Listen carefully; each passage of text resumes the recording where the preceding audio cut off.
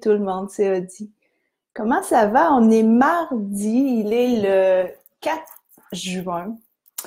Et moi, le 4 du mois, c'est une journée où j'aime beaucoup me laisser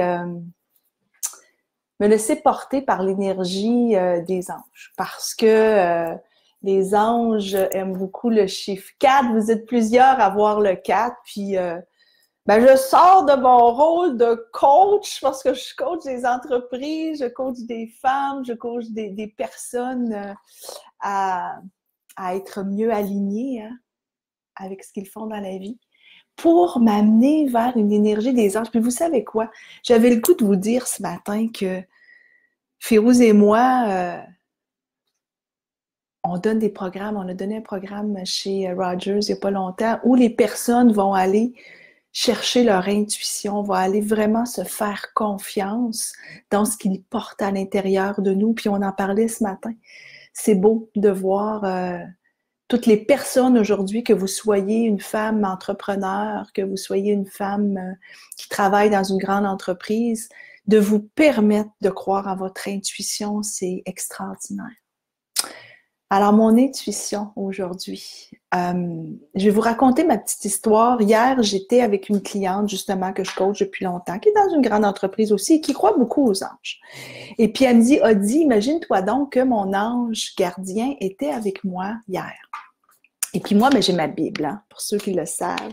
J'ai ma Bible et je commence à regarder ma Bible, puis en même temps, je me dis, c'est drôle, hein, parce que demain, parce qu'on était hier, je me dis, demain, j'ai un message, puis j'avais pas encore eu de vibration autour de moi, et là, mes yeux se posent sur Melchizedek. Et Melchizedek, je vous l'ai dit, hein, pour ceux qui m'écoutez, là, vous êtes déjà 15, vous le savez, que Melchizedek, allô Sylvie, salut Julie, Thierry, bonjour Thierry, Melchizedek n'est pas vraiment connu par rapport à, tu sais, Annie me posait la question hier, justement, dans les commentaires, est-ce que Michael va être là? Est-ce que Gabriel va être là? Melchizedek est très, très proche de Dieu, selon tout ce que j'ai lu. Moi, j'aime beaucoup lire hein, sur les anges. C'est une vibration que j'aime beaucoup, des êtres de lumière. Et Michael est à côté de Melchizedek. Et Melchizedek, en fait, c'est un de ceux qui a, selon l'histoire, a été un humain. Parce que plusieurs archanges sont des êtres de lumière, ont toujours été des êtres de lumière, comme nos anges gardiens. Mais Melchizedek, lui, je pense qu'il y a Métatron aussi, qui ont déjà été des humains. Donc, dans l'histoire, mes yeux se posent pendant que je suis avec ma cliente. Je vois Melchizedek. Je me dis, il y a une raison. Je le connais pas vraiment. Je termine le coaching et au retour, je me mets à lire et c'est là que je vous ai écrit demain, il y a un message de lui parce que c'est vraiment exceptionnel de retrouver dans un livre qui a été écrit en 2008 que Melchizedek a une grande mission qui doit être réalisée en 2020. Et là, je me dis, OK, attends, là, en 2020, c'est parce que c'est à notre porte, là, c'est dans 6 mois, mais quelle est cette mission? Et je me mets à lire ce qui est écrit, que j'avais jamais lu, et pourtant, j'ai souvent la face dans ce livre-là. Il est pourquoi aujourd'hui? Alors, sachez qu'aujourd'hui, pour votre information, ça fait 2 ans exactement que je fais le message des anges. J'ai commencé le 4 juin 2017. Et pourquoi je le sais? Parce que c'était écrit dans mon agenda que tous les 4 juin, c'est l'anniversaire de quand j'ai commencé. Donc, ça fait 2 ans aujourd'hui. C'est drôle, hein? C'est à 2 ans que Melchizedek vient. Je vous parle du personnage. Donc, je vais mettre mes lunettes. Melchizedek, c'est un archange de la droiture. C'est celui qui est, justement, à côté de Dieu. Dieu lui dit que c'est l'archange de la justice. Donc, lui, il procure une vision d'énergie, puis il nous fait comprendre qui on est dans quelle vie on s'en va, pourquoi on est venu sur Terre. Tu sais, quand on dit souvent, moi, on est venu ici parce qu'on a chacun une mission, puis qu'on a une quête de sens. Donc, lui, son énergie, c'est quand il est autour de nous, c'est pour nous aider à clarifier ça. Parce qu'on est plusieurs, je ne suis pas la seule, hein? On est plusieurs, qu'on soit dans une grande entreprise, qu'on soit entrepreneur, qu'on soit, bon, comme Férouz et moi, on est des coachs. On vient pour une mission, puis on vient pour s'accomplir, se réaliser, pour trouver le bonheur, pour trouver le calme. Tu sais, Férouz et moi, on se connecte beaucoup, on aime être lumière, accompagner des femmes à être lumière, à être authentique, croire en elles. Donc, tout ça, on pourrait appeler ça, mettons, une quête de sens. Melchizedek, c'est sa mission d'archange. C'est de vous ouvrir les yeux à quelle est ma quête de sens? Qu'est-ce que je viens faire, moi, sur Terre? Je viens faire quoi? Pourquoi je suis ici? Vous êtes plusieurs, là. Vous êtes déjà 26 devant, puis il y en a d'autres qui vont le regarder un peu plus tard. Ça vous parle, hein? Ben oui. Pourquoi je suis venue ici? Je suis venue pourquoi, moi? Bon matin, Karine. Je suis venue pour quelque chose, mais je ne le sais pas toujours pourquoi. Je le sens à l'intérieur de moi. Vous avez toutes les réponses à l'intérieur de vous, mais je peux-tu savoir la réponse? C'est quelqu'un qui me dit, mais là, j'ai un deuil. Comment je fais pour passer à travers ce deuil? Melchizedek, il vient pour vous dire, attends, tu viens de vivre un deuil. Dis-toi que la personne qui a quitté, elle est heureuse. Elle est dans sa lumière. C'est toi maintenant qui as à vivre avec et à apprendre et à évoluer. Dis-toi qu'elle est proche, cette personne, de toi. Maintenant, toi, avec toi, tu dois croire à ton intuition, tu dois croire en toi pour justement avancer dans le mouvement. C'est spécial, hein? Donc, le message de Melchizedek, sachez qu'il est dans une vibration de indigo. C'est ce qu'on dit. Et ici, en 2020, écoutez, là, je vais vous le montrer pour vous montrer que c'est vrai. En 2020, ça a été écrit en 2008. D'ici 2020, plus de gens, plus de personnes s'ouvrent à qui ils sont. Les gens commencent à être de plus en plus dans une volonté de se calmer. On est toujours en train de bouger, on en a trop, l'agenda, c'est plein, on s'en fait, qu'est-ce que les autres vont dire? C'est fini, il faut arrêter ça. On choisit d'arrêter, de s'arrêter et mieux repartir dans du plus calme. Je vous dis, il y a sûrement des personnes qui sont dans leur bureau peut-être présentement et ça vous parle. Calmez-vous, calmons-nous. Calmons-nous. La vie, c'est faite pour être vécue, pour s'amuser, pour s'accomplir, pas pour se faire dire par les autres quoi faire. Il est avec une énergie de indigo et l'indigo, c'est le troisième œil. Et écoutez bien ce qui est écrit, et là, je lâche ma Bible. Ce que je trouve extraordinaire, c'est que le message, c'est les enfants indigos. Vous avez sûrement des enfants indigos autour de vous.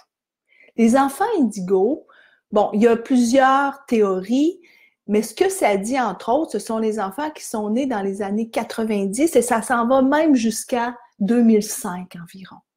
Ces enfants-là autour de nous, que nous, les parents, on va faire, ah, ça n'a pas de bon sens, as-tu vu ça? Il ne veut pas travailler plus d'heures que les autres. As-tu vu ça? Comment il est paresseux? Il a toujours la face dans le téléphone. Mais attendez, ce que Melchizedek dit, c'est ma vibration, l'indigo. L'indigo, c'est le troisième œil.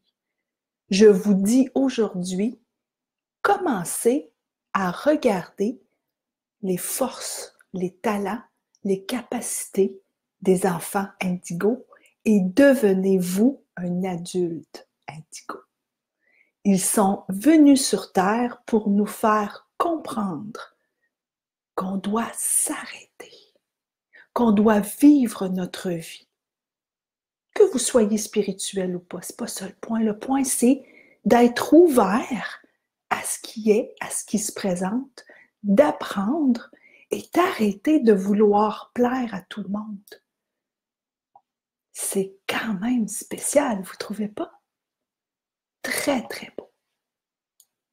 Et donc, quelles sont les vibrations de l'enfant indigo? L'enfant indigo, c'est un enfant qui a plusieurs caractéristiques. Parfois, lui-même va se sentir comme « j'appartiens pas à ce monde, ça n'a pas de bon sens. Moi, j'aimerais ça être dans mon monde calme avec mes amis, discuter, être bien. Moi, je veux pas passer mon temps comme mes parents à travailler tout le temps, puis arriver en fin de vie, puis dire que je travaille tout le temps. Moi, ce que je veux, c'est changer le monde. J'ai une mission. Je veux que les gens comprennent que la Terre, elle est là pour être chouchoutée. On doit chouchouter la Terre. On doit absolument s'occuper de la nature, aller travailler peut-être, mais aller vivre dans la nature, aller rêver.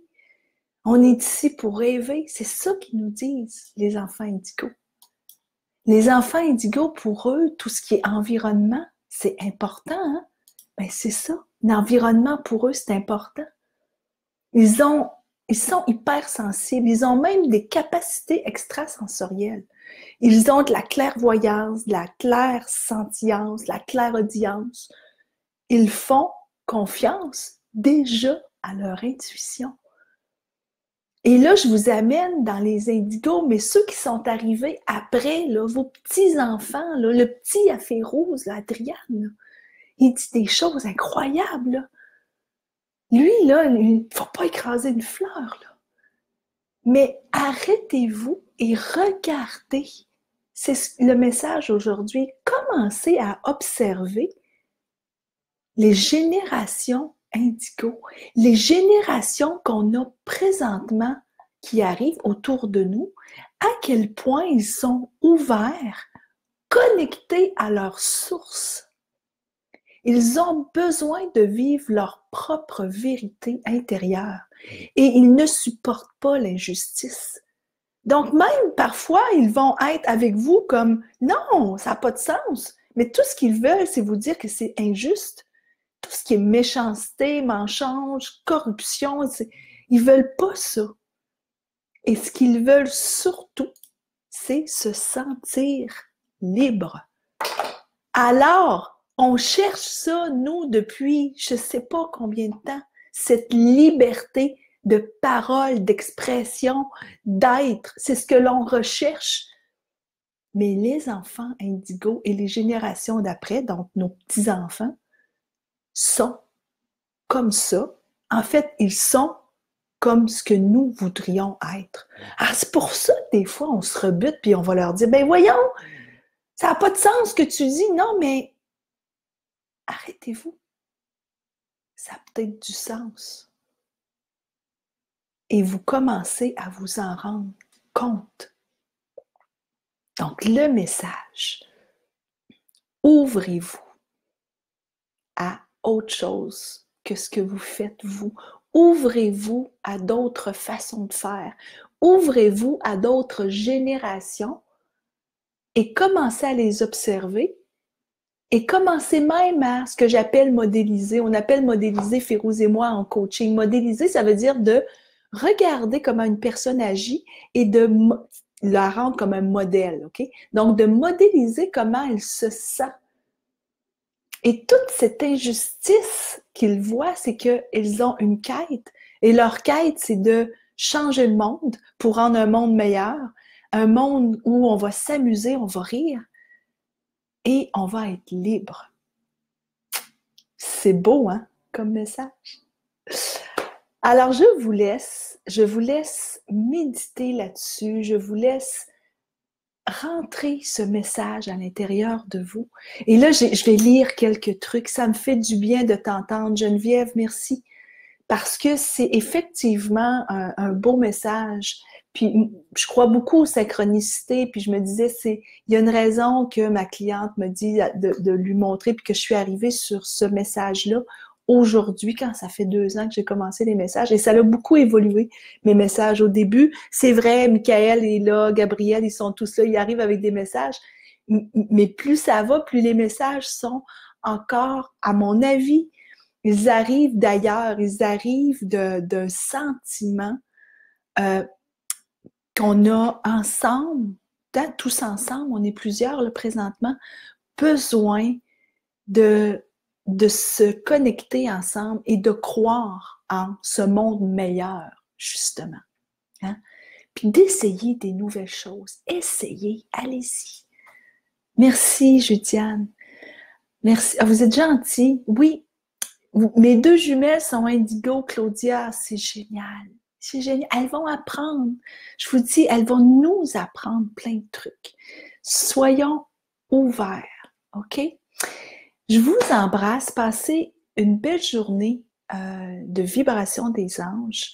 Vous me direz des nouvelles. Vous nous écrirez qu'est-ce que vous avez appris dans ce message et justement en regardant les personnes autour de vous, qu'est-ce que vous avez appris? OK? Je vous embrasse. Bonne journée.